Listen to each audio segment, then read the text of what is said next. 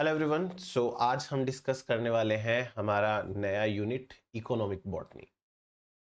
Economic botany के अंदर हमको प्लांट्स का सिविलाइजेशन कैसे हुआ, कैसे प्लांट्स की शुरुआत हुई, उसके बाद में कुछ इकोनॉमिकली इंपॉर्टेंट क्रॉप्स हैं उनके डिटेल्स वो पढ़ने होते हैं। ये यूनिट मैं मान सकता हूं कि थोड़ी सी बोरिंग टाइप की है, क्योंकि ज़्यादातर इसमें थ्योरी थ्योरी है, वही चीज़ें रटनी पड़ेगी आपको और कुछ ऑप्शन है नहीं हमारे पास में। बट जैसा भी है, एक कंप्लीट यूनिट है ये और यहाँ से भी क्वेश्चन अच्छे अच्छे आते हैं, तो आपको करना है ये। सो एकदम बेसिक के साथ में और जितना सिंपल हो सकता है उसके साथ स्टार्ट करेंगे अपन। सबसे पहला टॉपिक है हमारा यूनिट का प्लांट सिविलाइजेशन। प्लांट सिविलाइजेशन यानी किस प्रकार प्लांट्स हैं वो ह्यूमन एसोसिएशन में आए और प्रॉपर तरीके से उनकी फार्मिंग शुरू हुई। सिविलाइजेशन का मतलब होता है एक अच्छी तरीके से मैनेज्ड वे में रहना स्टार्ट करना, या एक मैनेज्ड वे में लाइफ स्टाइल होना, उसे सिविलाइजेशन कहते हैं। तो प्लांट सिविलाइजेशन का क्या कॉन्सेप्ट है, बात कर लेते हैं अपन। वेरी फर्स्ट ऑफ ऑल, जो पुराने टाइम में ह्यूमन बीइंग था, उसने अपने फूड के लिए वाइल्ड प्लांट्स को यूज किया। अब क्योंकि उसे उतनी समझ तो थी नहीं कि उसे फूड कैसे फसल उगानी है, फिर कैसे फूड पकाना है, कैसे खाना है, वो सब तो था नहीं। बस उसके पास में तो भाई जहां भी गया, जहां उसको कुछ खाने की चीज मिली उसको खा लिया। सो एंशियंट टाइम में,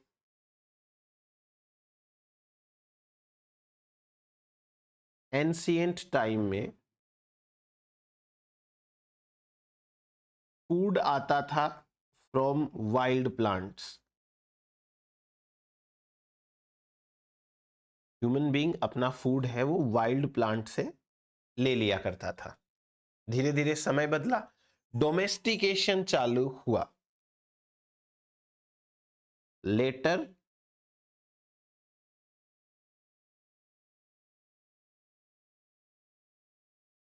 domestication of plants started. Domestication start हो गया प्लांट्स का। अब प्लांट्स का ओरिजिन कहां हुआ, स्पेशली हम बात करें कल्टीवेटेड प्लांट्स वालों की, ऐसे हर किसी प्लांट की बात नहीं हो रही है यहाँ पे। जो कल्टीवेटेड प्लांट्स है, क्रॉप प्लांट्स है, उनकी बात हो रही है। तो ये माना जाता है एक माउंटेन है, जैग्रस माउंटेन। जैग्रस माउंटेन इराक में है ये। जैग्रस माउंटेन, इस माउंटेन के लोअर स्लोप्स में,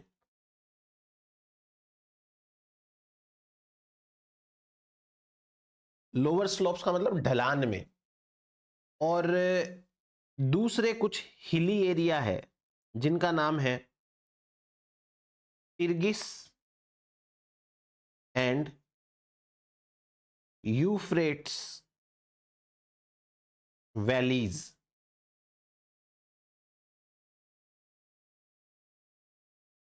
टिर्गिस एंड यूफ्रेज वैलीज, ये नॉर्दर्न इराक में है।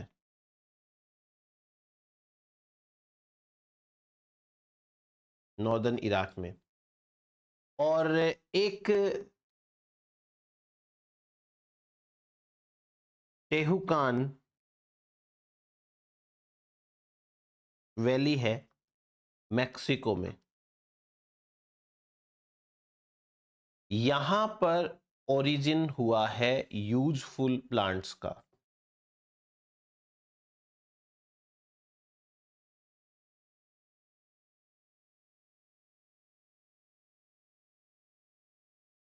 यूजफुल प्लांट्स है, उनका ओरिजिन यहां स्टार्ट हुआ। तो ये इतनी इंपॉर्टेंट सी बात है यहां के लिए। देन उसके बाद में डोमेस्टिकेशन ऑफ प्लांट्स है वो स्टार्टेड हुआ 7000 before Christ. 7000 before Christ domestication start माना जाता है, एविडेंसेस हैं हमारे पास में। एक साइंटिस्ट है Alexander von Humboldt.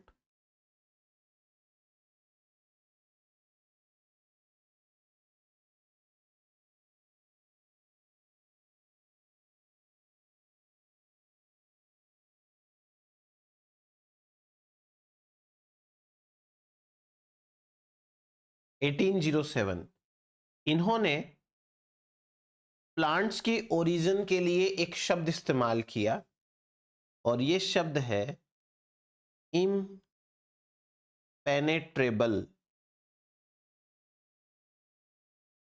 Secret. impenetrable secret of impenetrable secret for origin of plants और यूजफुल प्लांट्स आप ऐसे बोल सकते हो, origin of यूजफुल प्लांट्स।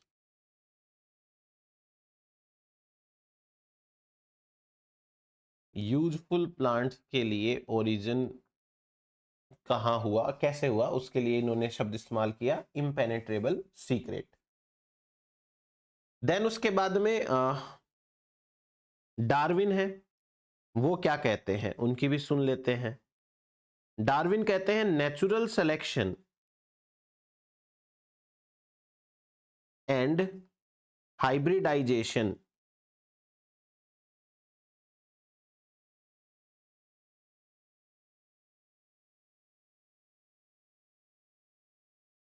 ये रेस्पॉन्सिबल है फॉर ओरिजिन ऑफ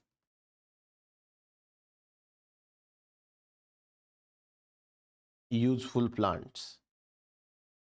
और ये बात किसके अकॉर्डिंग है? According to Darwin. ऑब्वियस सी बात है, नेचुरल सिलेक्शन नाम आ रहा है तो डार्विन है, उन्हीं के अकॉर्डिंग होना चाहिए ना। तो डार्विन के अकॉर्डिंग ये बात हो गई। तो ये इतनी बात तो करनी है अपने को इंट्रोडक्शन में। अब कुछ साइंटिस्ट लोगों का कंट्रीब्यूशन है, उस पर बात करनी पड़ेगी अपने को। और ये चीज इंपॉर्टेंट है, यहां से एग्जाम में सवाल आ रखे हैं, जैसे कंट्रीब्यूशन ऑफ डी कैंडोले।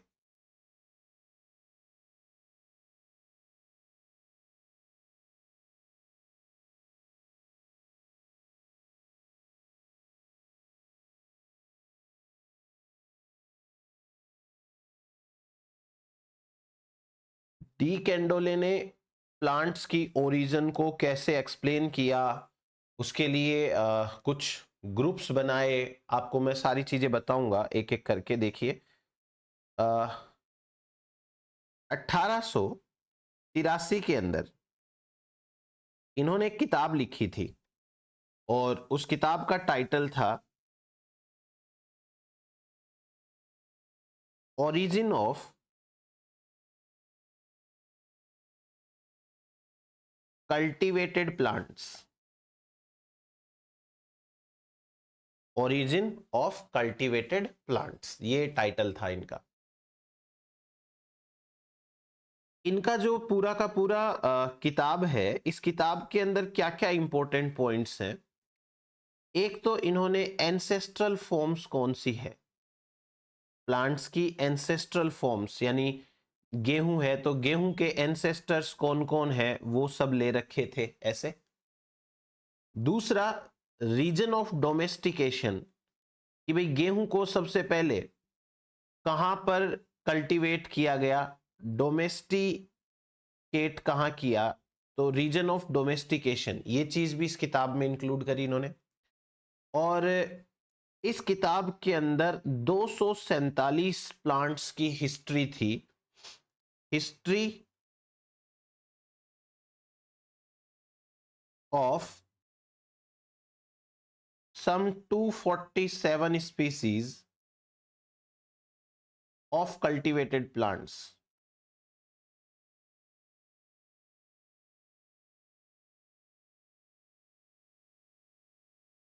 तो ये हुआ अपने पास में डी कैंडोले की इस किताब के बारे में।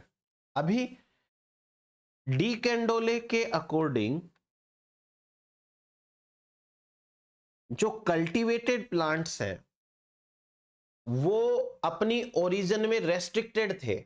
जैसे मान लो गेहूं है, आज की डेट में तो गेहूं पूरी दुनिया के अंदर कल्टीवेट किया जाता है, पर उस पहले जमाने के अंदर ऐसा नहीं था कि गेहूं का ओरिजिन हर जगह हुआ। गेहूं का ओरिजिन किसी एक ही जगह पे हुआ और फिर धीरे धीरे जब लोगों को पता चला तब जाकर के लोगों ने उसको यूज करना स्टार्ट किया। तो ओरिजिन के अंदर ये प्लांट्स हैं वो रेस्ट्रिक्टेड थे। According to कैंडोले,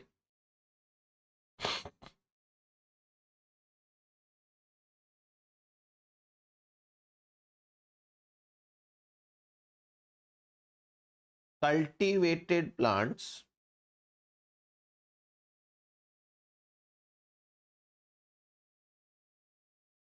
originated in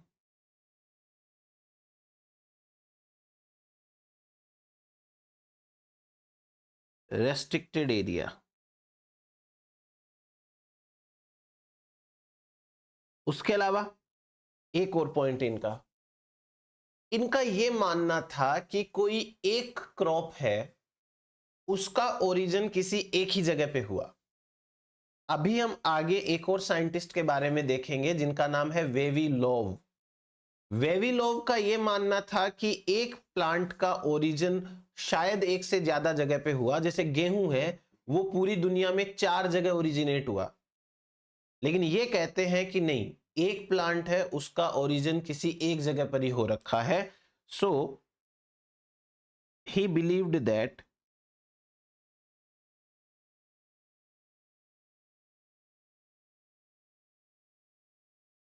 each crop had a single region of origin।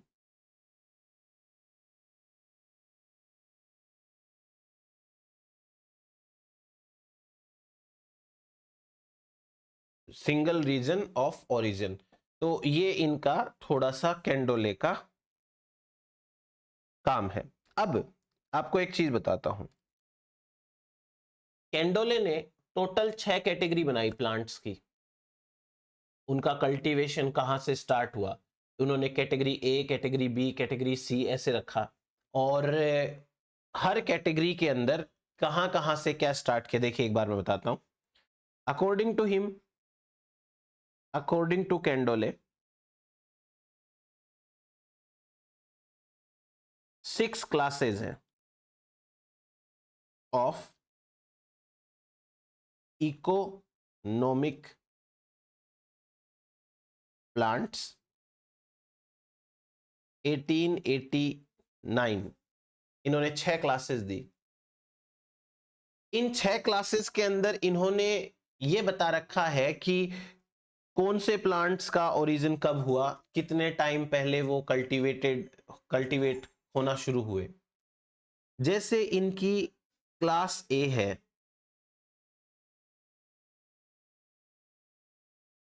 Class ए, इस क्लास का नाम है old world species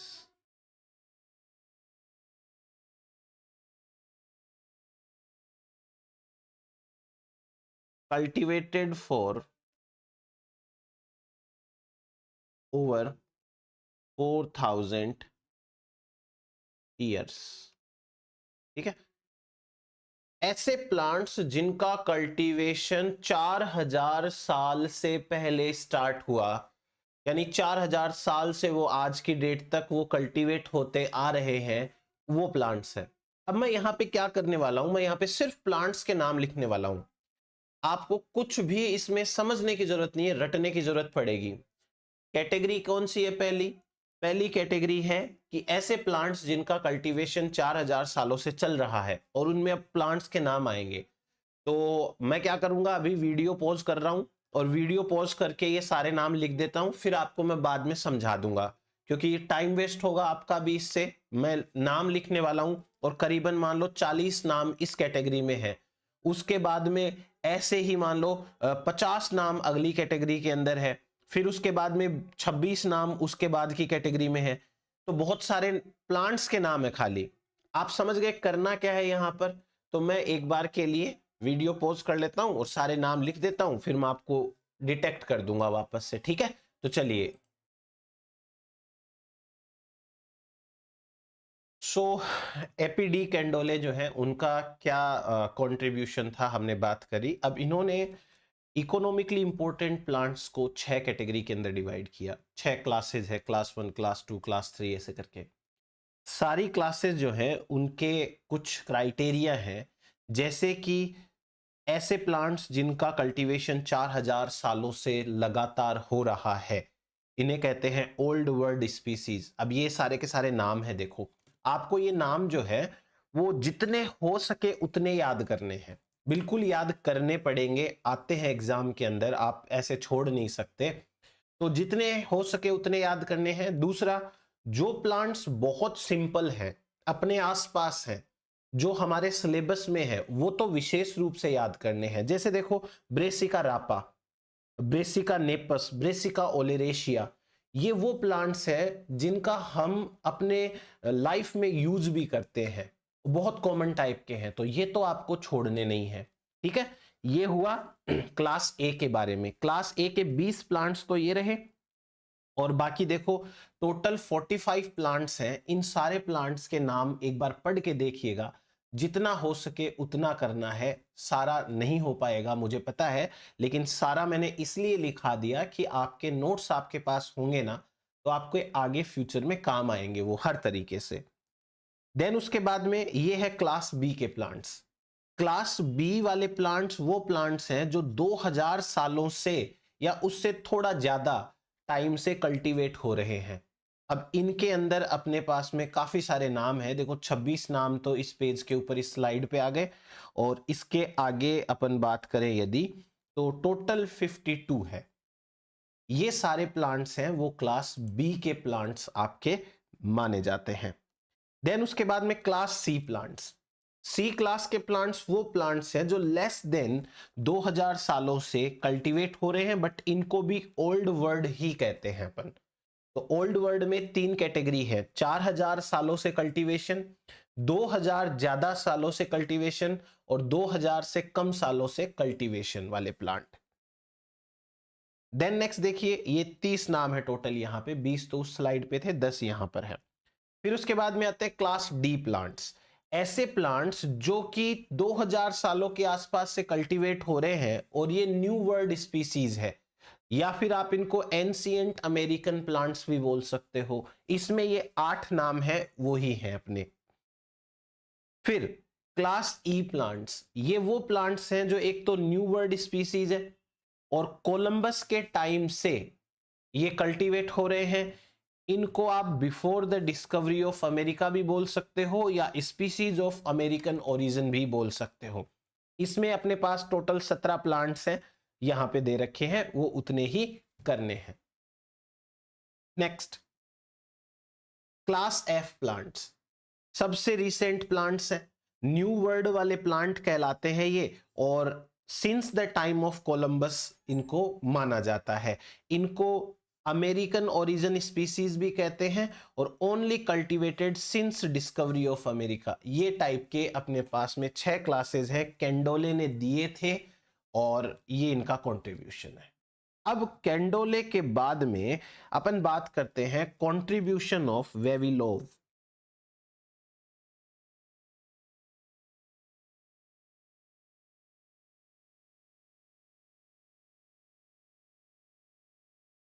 contribution of वेविलोव, ये बहुत इंपॉर्टेंट है भाई। इनका तो बहुत बार एग्जाम में आता है, जिनमें इकोनॉमिक बॉटनी आती है उनमें इनका नाम आता है। तो वेविलोव का क्या कंट्रीब्यूशन था? इन्होंने 1887 से 1943 तक ये इनका लाइफ स्पान है। अब इनका जो वर्क है वो किस चीज पे बेस्ड है? Work based on morphology, anatomy,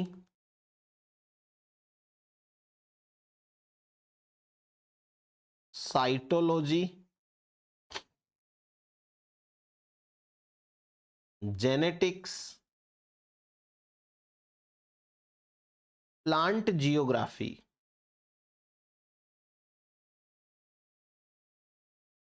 and distribution.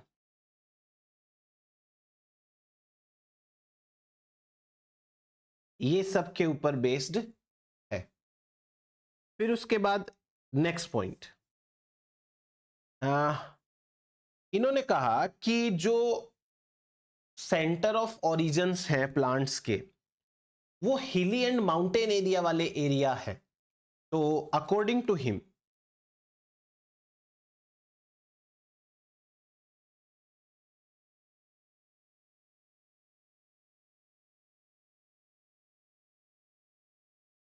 centers of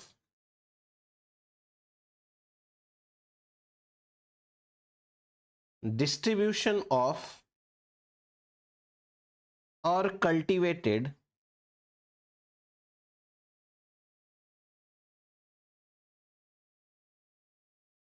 crops ये हैं always in lower mountains and hills of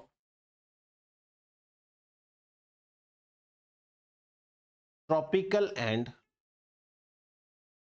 subtropical regions।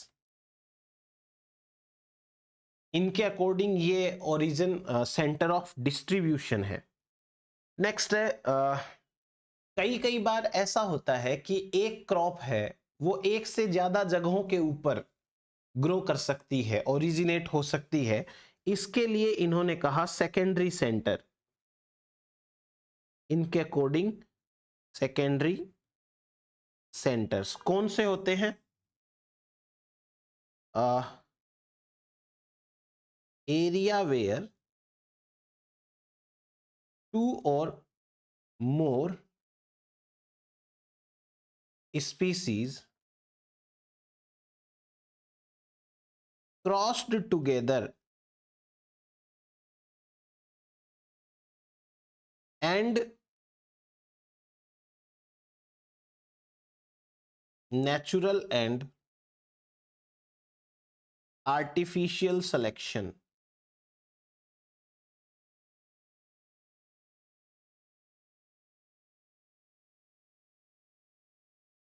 occurred। जहां पर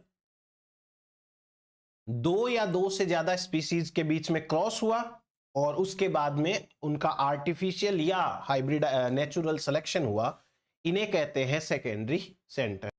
इनके according total 8 centre of origin रहे हैं।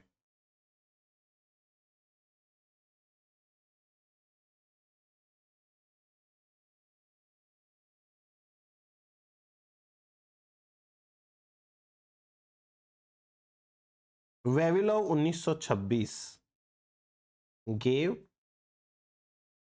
8 centres of origin. 8 centre of origin दे रखे हैं इन्होंने। जैसे पहला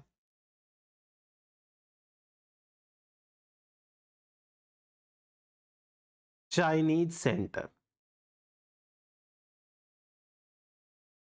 चाइनीज सेंटर के बारे में इंपॉर्टेंट पॉइंट्स। चाइनीज सेंटर सबसे पहला earliest and largest independent centre है।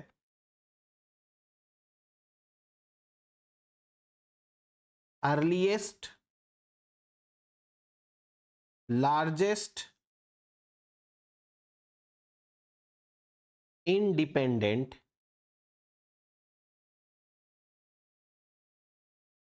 Centre for cultivated plants.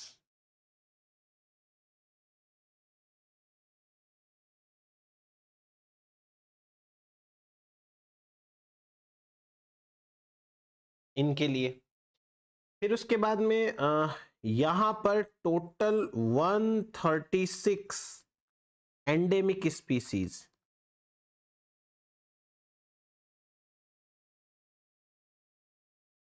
Listed. यहां से टोटल इतनी स्पीसीज है उनकी लिस्टिंग हुई है। अब इनमें से देखो मेन मेन कौन कौन है। राइस सोरघम याद करना पड़ेगा भाई, बकवीट,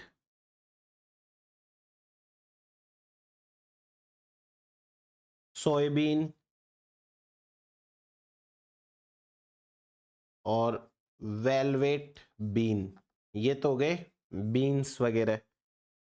फिर उसके बाद में रेडिश अनियन कुकुम्बर,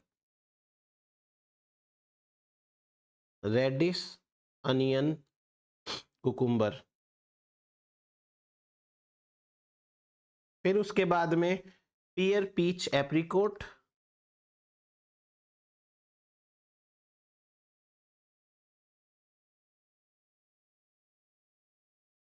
पियर पीच एप्रिकोट, चेरी वॉलनट लीची,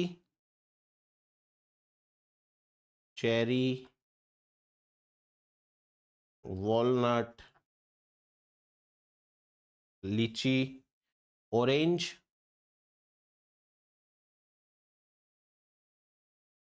sugar cane opium,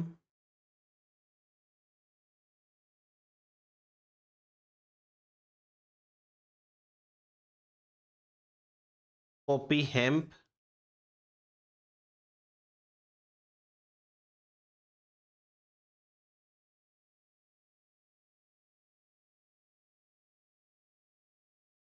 bamboo egg plant.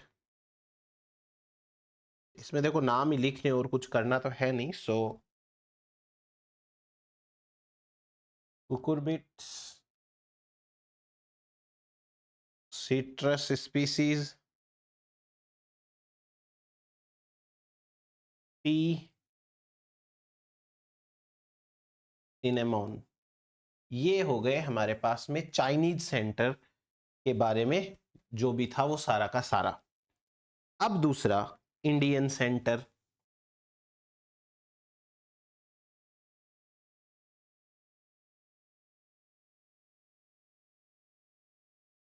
Indian centre, Indian centre दो है। पहला है मेन सेंटर,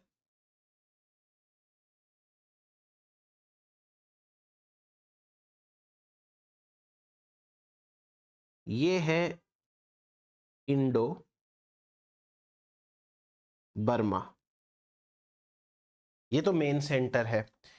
अब इसके अंदर कौन आएगा, देखो इसमें एक तो आता है Assam and Burma,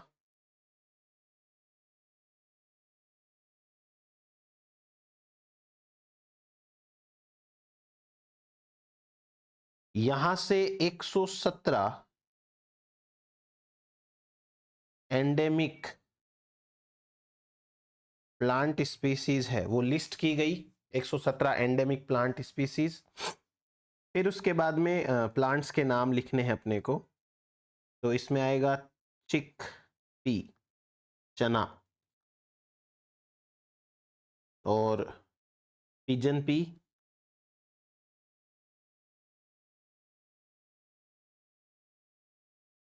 urad been,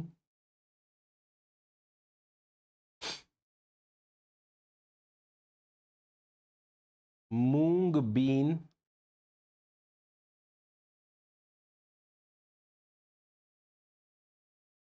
rice bean, cowpea. ठीक है, तो उसके बाद में एग प्लांट, इनके सेंटर ये रहे हैं egg plant, cucumber, radish taro yam एडी। फिर मैंगो इमली ऑरेंज।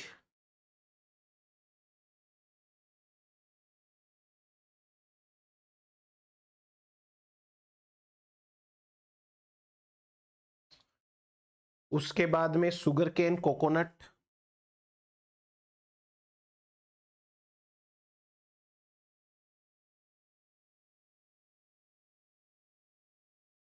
सीसम।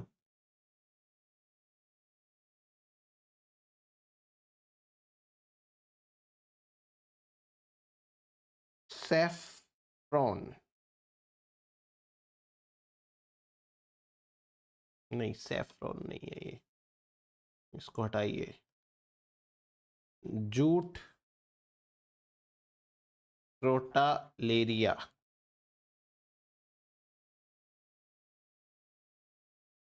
फिर उसके बाद में hemp, black paper,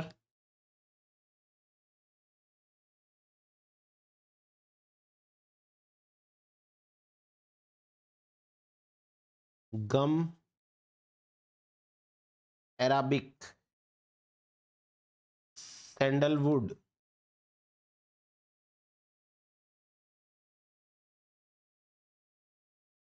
Indigo,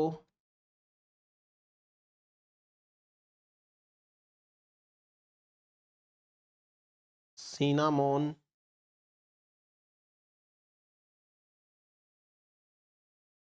bamboo, turmeric. आपको हो सकता है एक नाम एक से ज्यादा जगह दिखाई दे, पर बस यही है जो दे रखा है वही पढ़ना पड़ेगा। तो ये तो हुआ मेन सेंटर इंडो बर्मा के बारे में। अब इंडियन सेंटर में जो दूसरा सेंटर है वो है Indo Malayan centre. Indo Malayan centre. Indo Malayan centre के बारे में पॉइंट्स देखिए। वेरी फर्स्ट ऑफ ऑल यहां 55 एंडेमिक स्पीसीज, प्लांट्स की ऑब्वियस सी बात है, रिपोर्ट की गई है। और इसमें Indochina and Malaya region आएगा। इंडो चाइना एंड मलाया, ये रीजन आ जाएगा। फिर उसके बाद इसमें कौन कौन से प्लांट्स हैं जो ओरिजिनेट हुए हैं। Banana, coconut,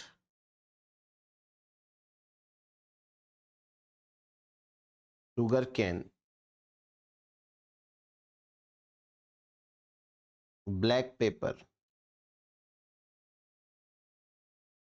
cloves, नटमग,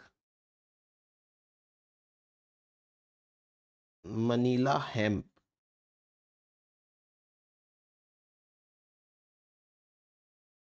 jobs tear और वेलवेट बीन। ये हुआ दूसरा सेंटर, इंडियन सेंटर। इसके बारे में इतनी ही बात है, वो याद रखनी है। नेक्स्ट, थर्ड सेंटर की बात करते हैं। तीसरा जो सेंटर है, central Asiatic centre. Central Asiatic centre. इसके अंदर एक तो वेस्ट इंडिया,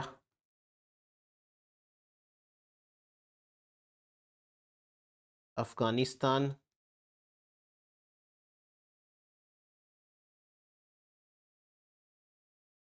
और Uzbekistan,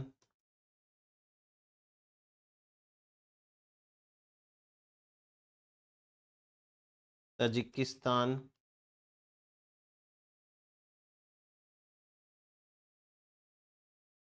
western China.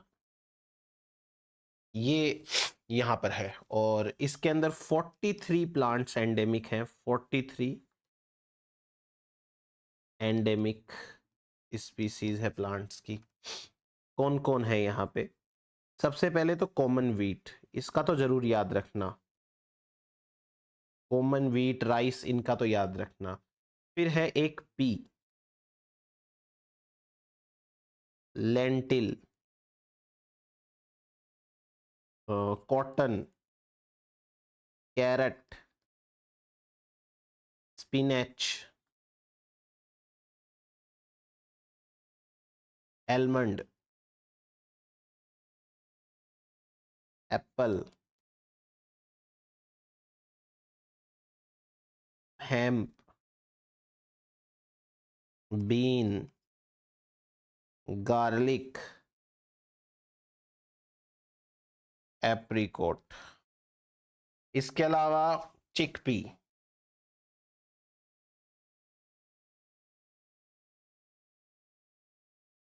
Moong been,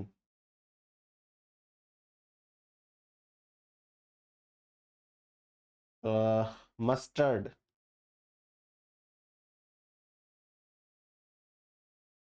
flex,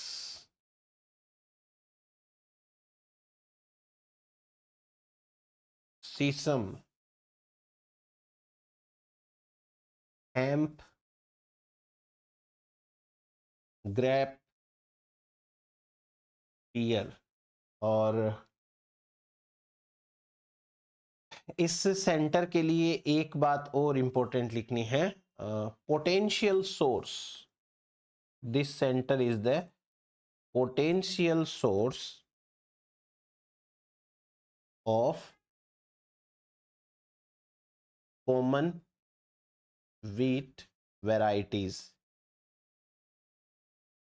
different type की जो व्हीट वेराइटीज है उनके लिए ये सेंटर एक पोटेंशियल सोर्स है। यहाँ बहुत सारे वेराइटीज डेवलप हुए हैं। नेक्स्ट, चौथा सेंटर है near eastern centre.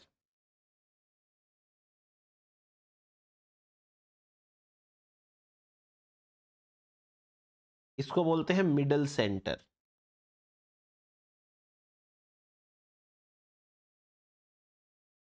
Near eastern centre या मिडल सेंटर कौन कौन है इसमें देखते हैं। इसके अंदर आता है Asia minor,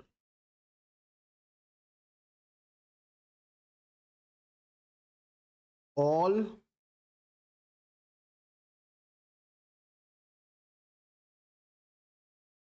trans क्यूकेशिया and Iran. इसके लिए अब आपको थोड़ा ज्योग्राफी का नॉलेज और चाहिए। यहां से 83 स्पीसीज है वो एंडेमिक है। 83। अब यहां पर कौन कौन है? यहां पर at least 9 indigenous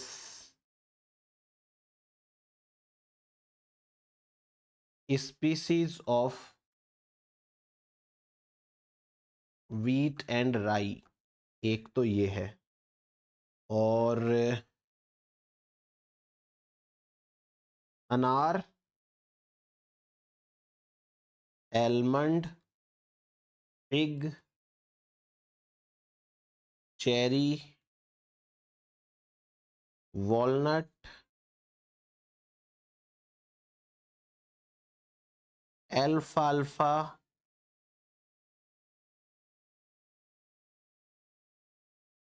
Persian clover. इन प्लांट्स का ये सेंटर नेटिव सेंटर है। ये सारे प्लांट्स हैं वो नेटिव टू दिस रीजन। इस रीजन के लिए ये नेटिव है भाई, ये तो याद रखना बनता है अपना। फिर उसके बाद में और जो है उसमें आएगा एक तो इनकॉर्न व्हीट, एक आ जाएगा इसके अंदर ड्यूरम व्हीट,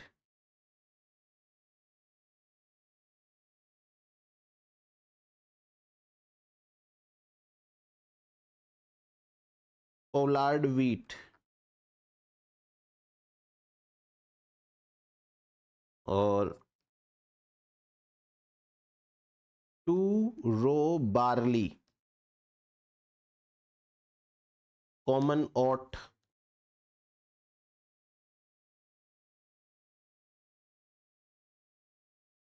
ल्यूपिन,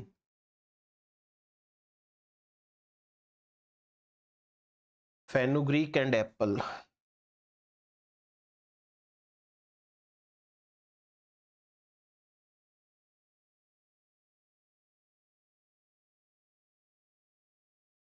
नेक्स्ट, इतना तो हो गया। अब अगला पांचवा सेंटर है मेडिटेरेनियन सेंटर।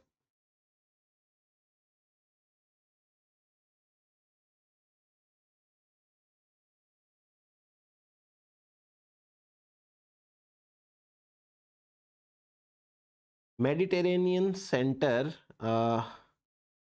यहां पर 84 स्पीसीज आर नेटिव। एंडेमिक का तो नहीं लिखा हुआ बुक के अंदर, नेटिव का लिखा हुआ है, तो आप ये जरूर याद रखें। फिर उसके बाद में जो प्लांट्स यहाँ पर आने वाले हैं उनमें है turnip,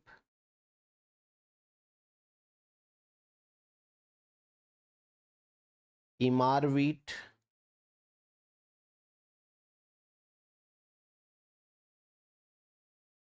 cabbage,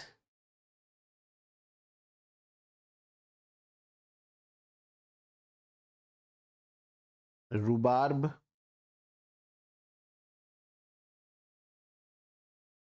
white clover,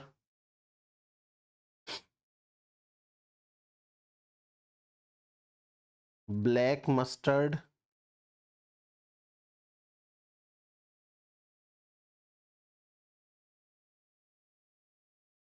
peppermint,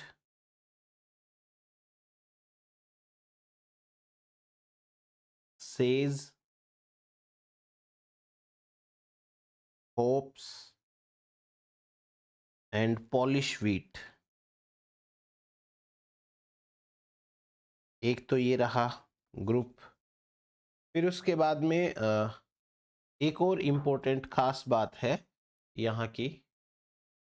तो एक बात जो इम्पोर्टेंट है, नोट करने लायक है इस सेंटर के लिए, वो ये है, मोस्ट ऑफ कल्टीवेटेड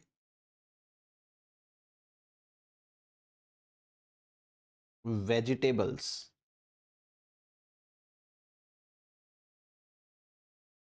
ओरिजिन, मतलब ये सेंटर है वो ज्यादातर जो सब्जियां उगाई जाती हैं उनके लिए है। और फिर उसके अलावा ग्रास पी भी आ जाएगा यहाँ पे। एक आएगा यहाँ पे पी, एक आएगा फ्लैक्स और एक आएगा ओलिव। नेक्स्ट सेंटर ये है Abyssinian centre of origin.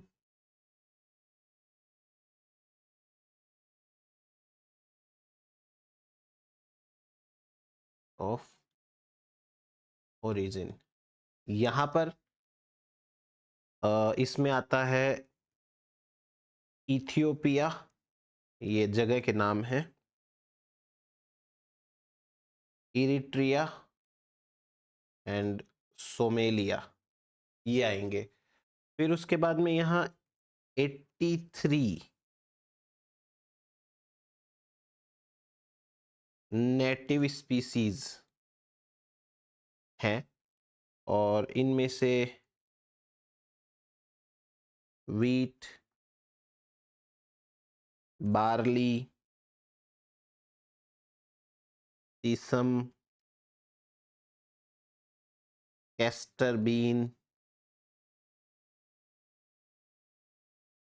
Coffee, lady finger,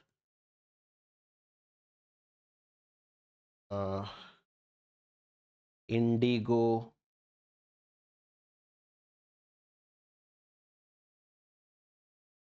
hard wheat,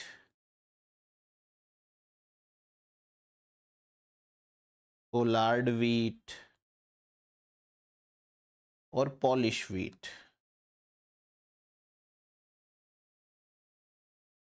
ये अब एशियन सेंटर के प्लांट्स हैं। देन इसके बाद में आता है South Mexican and Central American centre of origin.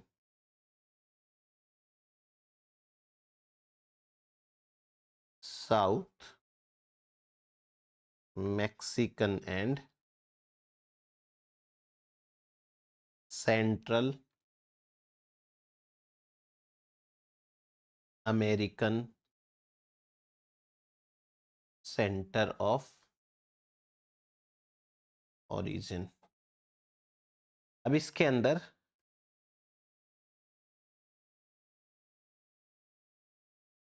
Mexico, Costa Rica,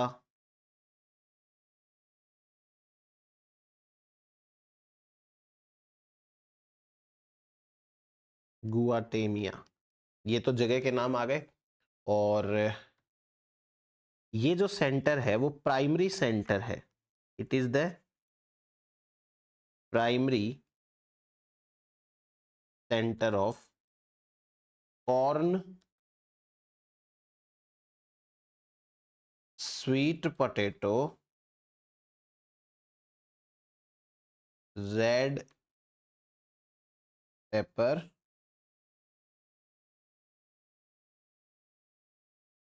upland cotton,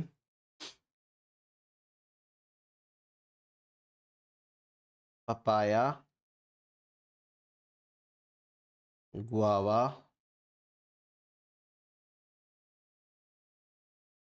tobacco,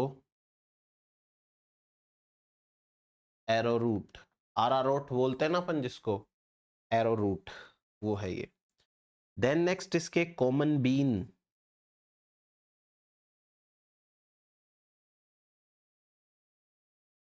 lima bean,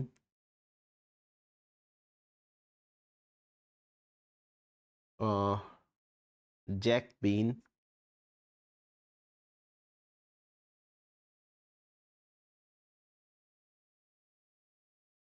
grain, अमेरेंथ,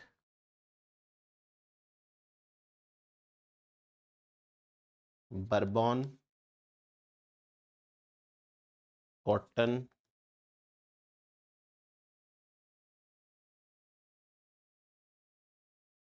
cashew, wild black cherry, cherry tomato,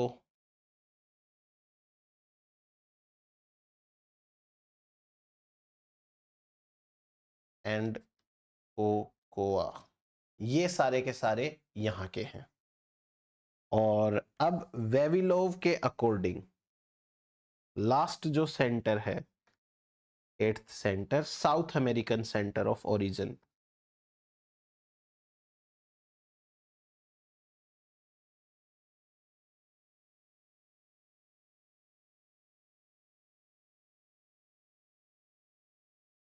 इसमें टोटल 62 प्लांट्स हैं नेटिव स्पीसीज, नेटिव। और इस सेंटर को 3 सब सेंटर्स में डिवाइड किया गया, 3 सब सेंटर्स में डिवाइड किया हुआ है। पहला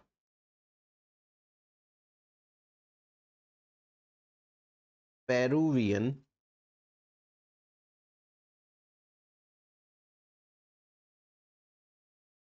Ecuadorian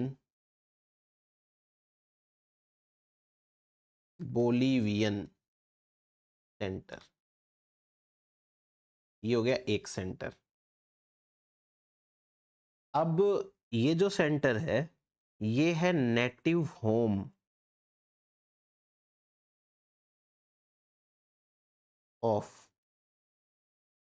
tomato, potato,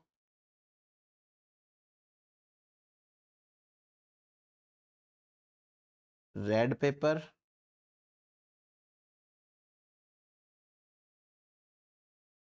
cinchona,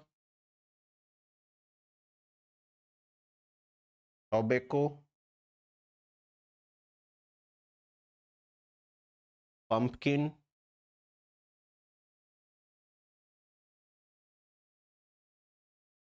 Egyptian cotton,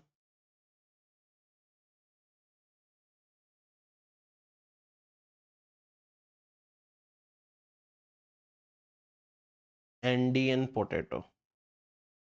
एक तो इनका नेटिव होम है। इसके अलावा यहाँ पर क्या क्या मिलता है? स्टार्ची मेज,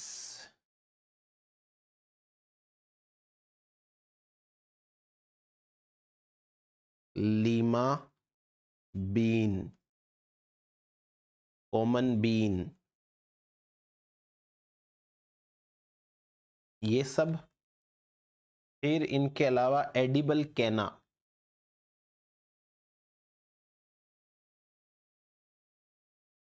एडिबल कैना, कोकोआ,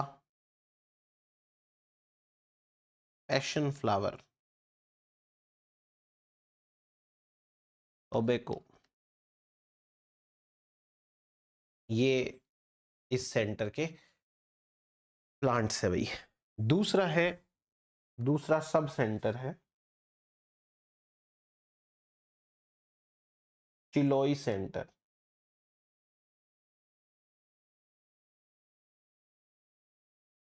इस सेंटर में एक्चुअली चिलोई क्या है, ये एक आइलैंड है।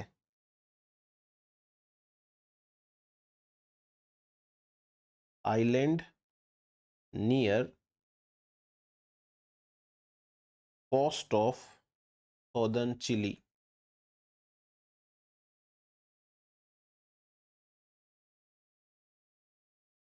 यहाँ पर है ये, ठीक है। ये region of origin of potato,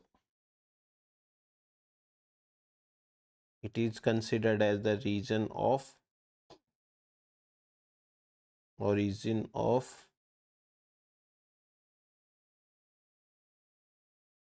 potato.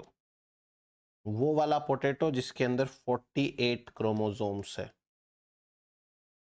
इसका सेंटर ये माना जाता है। फिर उसके बाद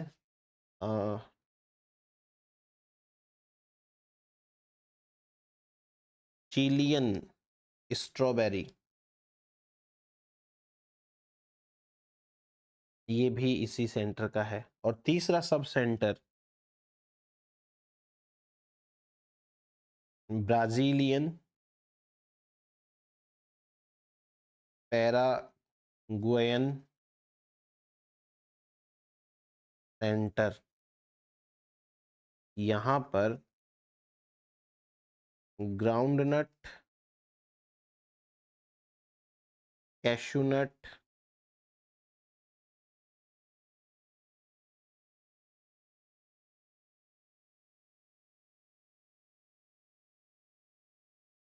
rubber tree, cassava, pine Apple,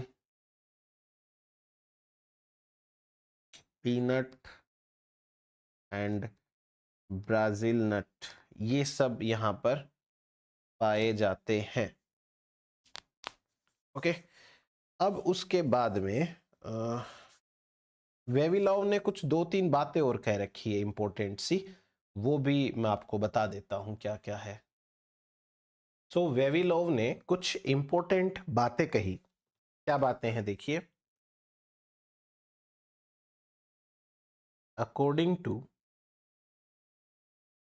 वेविलॉव, इन्होंने कहा कि कुछ ऐसी प्राइमरी क्रॉप्स हैं, कुछ ऐसी इंपॉर्टेंट क्रॉप्स हैं जैसे वीट हो गया, इनके लिए एक से ज्यादा ओरिजिन सेंटर्स हो सकते हैं। तो इनकी बात ये काफी हद तक सही है कि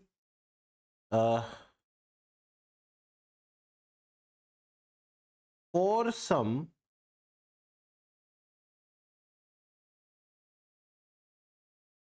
primary crops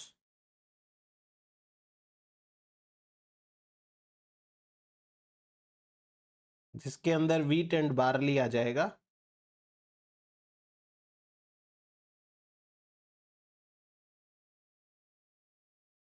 इनके लिए मोर देन वन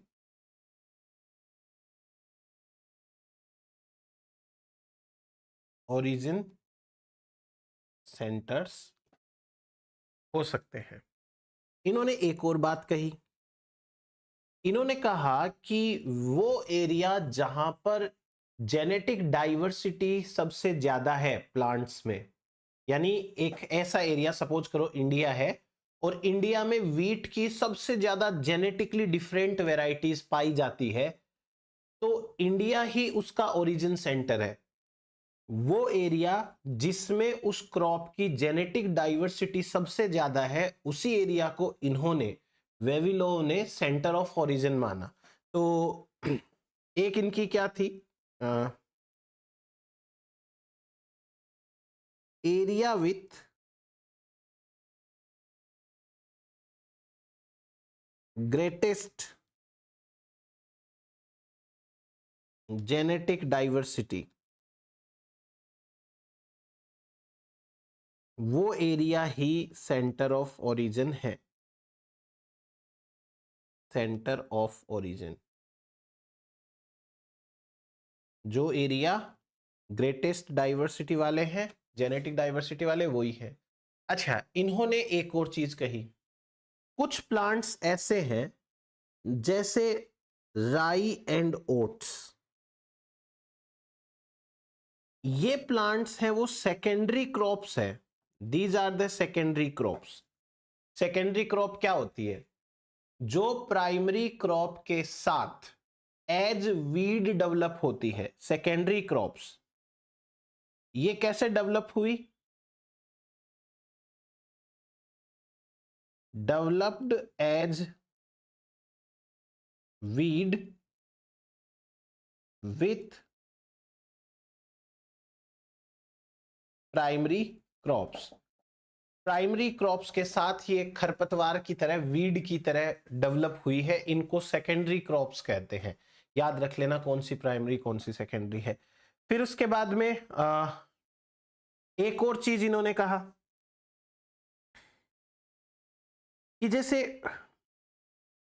मेज एंड टोमेटो, ये दो क्रॉप्स ऐसी हैं जिनका ओरिजिन अलग है और जेनेटिक डाइवर्सिटी वाला एरिया अलग है। Genetic diversity region and center of origin are different. ये दोनों डिफरेंट है। इन्होंने ऊपर बोला ना कि जहां पर जेनेटिक डाइवर्सिटी सबसे ज्यादा होगी वहीं पर सेंटर ऑफ ओरिजिन होगा, लेकिन मेज एंड टोमेटो के लिए यह बात लागू नहीं होती है। इसके उदाहरण में जैसे मेज के लिए दे रखा है, मेज, मेज का डाइवर्सिटी सेंटर पेरू है, यानी सबसे ज्यादा डाइवर्सिटी कहां है? पेरू में। Diversity centre.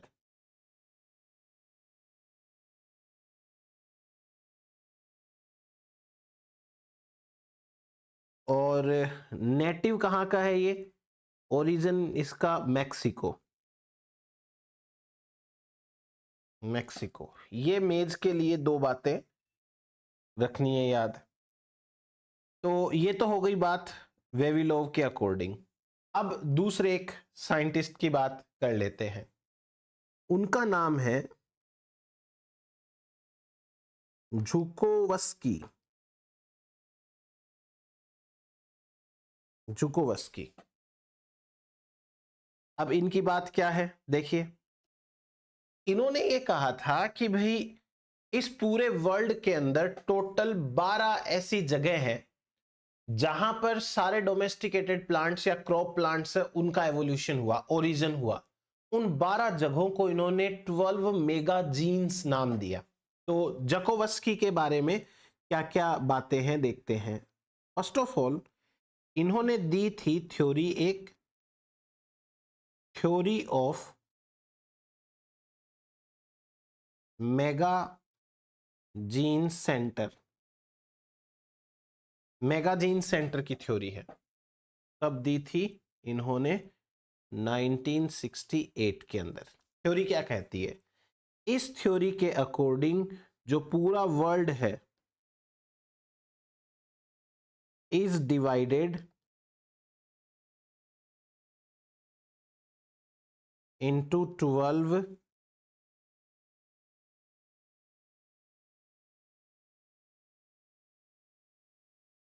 Mega gene centres. जैसे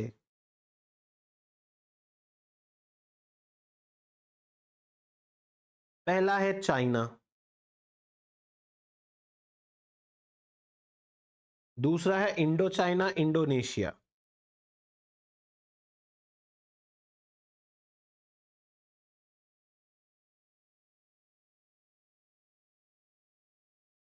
इंडो चाइना इंडोनेशिया। तीसरा है ऑस्ट्रेलिया न्यूजीलैंड।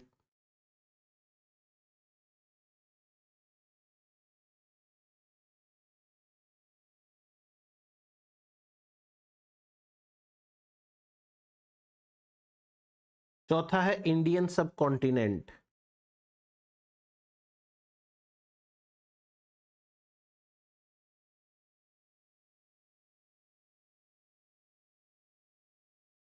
पांचवा है सेंट्रल एशिया।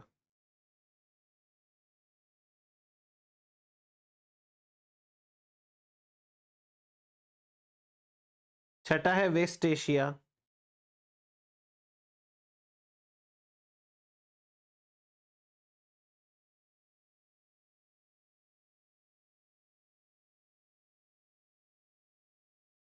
सातवां है Mediterranean coastal and adjacent regions.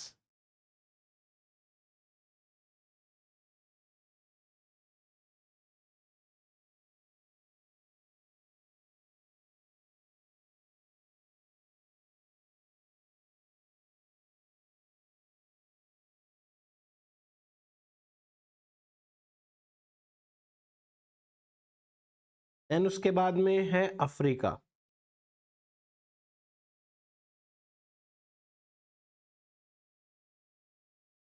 फिर उसके बाद में यूरोप साइबेरिया।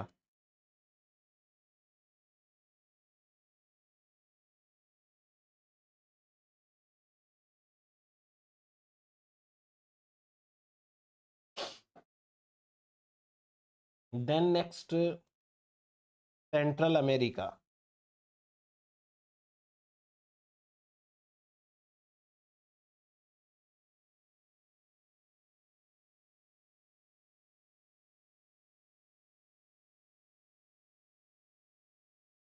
बोलिविया,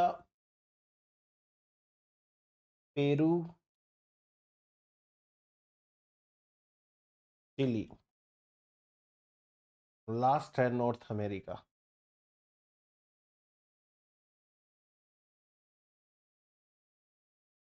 तो ये हो गए 12 मेगाजीन सेंटर्स, किसके अकॉर्डिंग? जुकोवस्की के अकॉर्डिंग। अब एक साइंटिस्ट है, इनका नाम है हार्लन।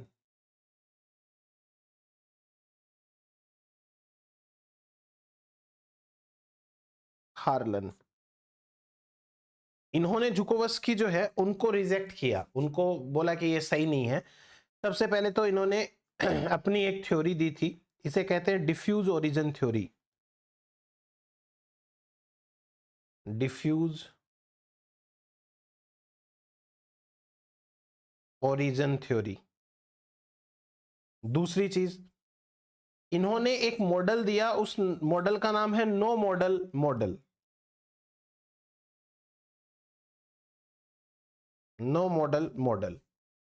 इस मॉडल के अकॉर्डिंग इन्होंने क्या कहा कि हम किसी भी प्लांट के बारे में एग्जैक्ट कंफर्म नहीं बोल सकते कि उसका सेंटर ऑफ ओरिजिन यही है। क्यों? क्योंकि वो प्लांट आज की डेट में पूरे वर्ल्ड वाइड यूज हो रहा है और पूरे वर्ल्ड में वो हर जगह उग रहा है, तो कंफर्म कैसे करें कि भाई ये प्लांट ही मतलब यही एरिया है वो उसका सबसे सही सेंटर ऑफ ओरिजिन है। तो नो मॉडल मॉडल के according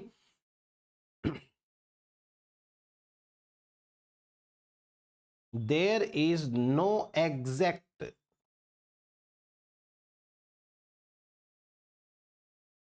reason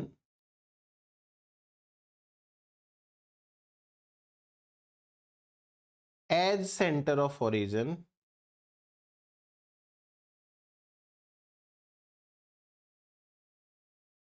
of domesticated plant।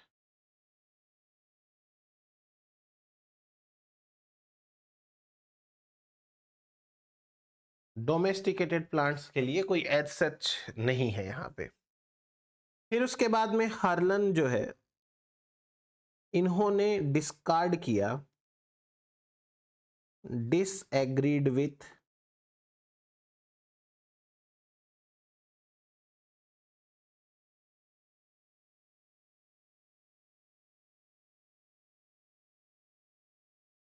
Zhukovsky.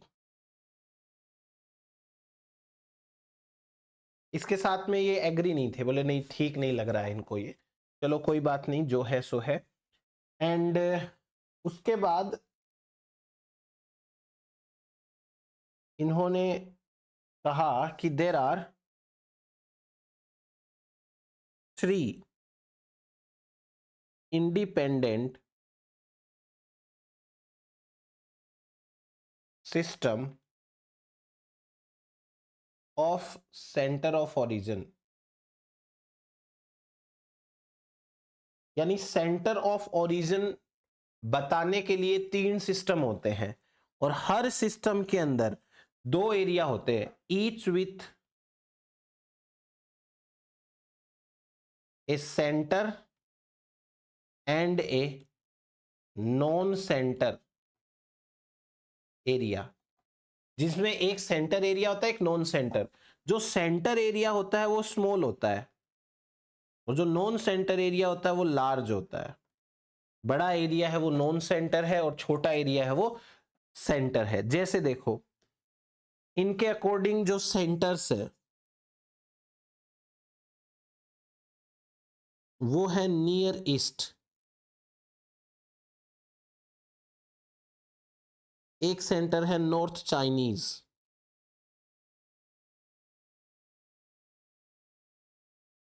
एक सेंटर है सेंट्रल अमेरिकन,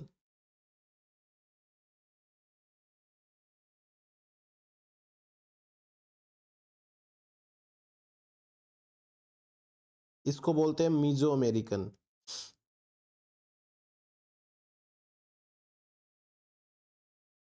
और इसके साथ जो नॉन सेंटर है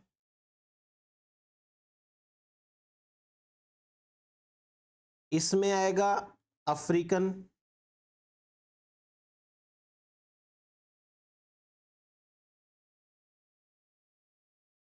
साउथ ईस्टर्न एशियन और सेंट्रल अमेरिकन का नॉन सेंटर है साउथ अमेरिकन। ये बड़े एरिया हैं और ये छोटे एरिया हैं। सेंटर्स हैं वो स्मॉल एरिया होते हैं और नॉन सेंटर्स हैं वो लार्ज एरिया होते हैं। तो ये है अपना इंट्रोडक्शन इकोनॉमिक बॉटनी का। नेक्स्ट लेक्चर में हम पढ़ेंगे gene diversity, utilization, cultivation and improvement. कुछ इंपॉर्टेंट क्रॉप्स के दे रखे हैं ना, वो सब अपन नेक्स्ट लेक्चर से डिस्कस करेंगे। थैंक यू, आज अपन इतना ही पढ़ते हैं।